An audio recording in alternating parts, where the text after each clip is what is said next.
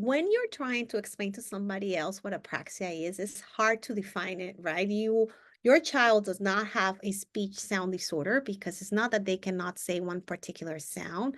Your child doesn't have problems with families of sound, which is what people is mostly are mostly used to, right? Like they're mostly used to kids who replace all the cuz and the goods for tus and does. So when they think about speaking, they're only thinking about that process of those sounds. I think CAS is talking about it's a childhood apraxia of speech. It's something that children have. It has to do with the movement of the way the mouth does to produce sounds, and that each movement, each word we have has different movements. So the difference between bike and bake is only a vowel difference, but there's a whole bunch of movement difference with the tongue.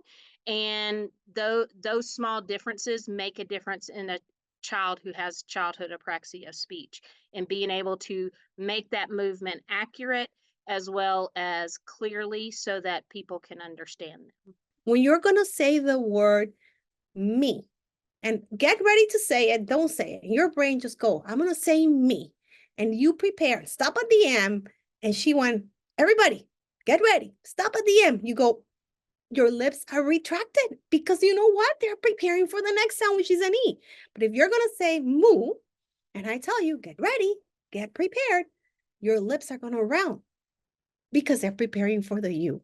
So think about it as movement, think about it holistically.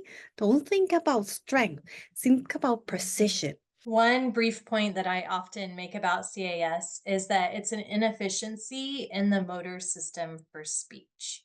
So that can help explain some of the inconsistencies we see because sometimes the speech system might be more consistent than others. First of all, my child knows exactly what they want to say and they can understand it. Second of all, they know the words that they want to say too. So they're very aware in most cases. We're talking right now about pure motor speech disorders without language delays. I want to make that clear because if your child has more than just motor speech disorders, then maybe they have a hard time finding the word that they want to use. But if your child really truly only has a motor speech disorder, they know what word they want to say. What they have difficulties with is coordinating the movement. So that's what I would explain. Like my child has a difficulties controlling their mouth and getting it to the right place at the right time. The same thing with their tongue. It's like there's so much that's involved when you're speaking, and we really take it so for granted. But we have to coordinate the movement of our tongue, our lips, our velum. Our mouth has to be open a certain way.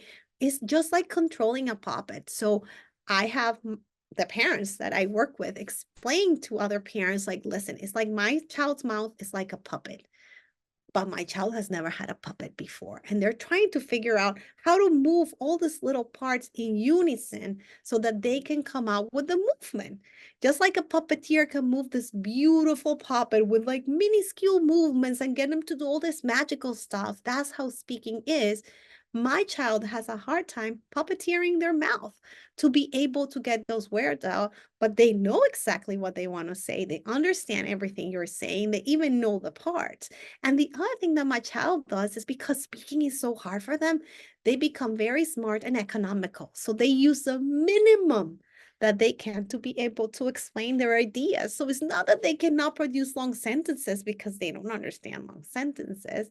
It's just that because it's hard, they become so smart that they try to use gestures. They try to use things that I understand to clarify their message, and they try to speak in less words. The other thing that's really important to keep in mind is that with appropriate therapy, we can make the motor speech system more efficient. So that's a really encouraging, thing to explain to people. So I always remind people, give the child the benefit of the doubt and presume competence. Childhood apraxia speech has, it sounds kind of silly to say, but in a way, I think for my family, it's been a little bit of a blessing. I mean, and that's crazy to say that, but it's made me a better parent. It's It's made me appreciate all the small things and celebrate all the victories. As small as they may be, you just learn to celebrate everything. You know, it's different for everybody. Success is different for everybody. But for my son, you know, it took hundreds and hundreds of hours of speech, physical therapy, occupational therapy, until he was able to graduate from speech and graduate from all the other therapies.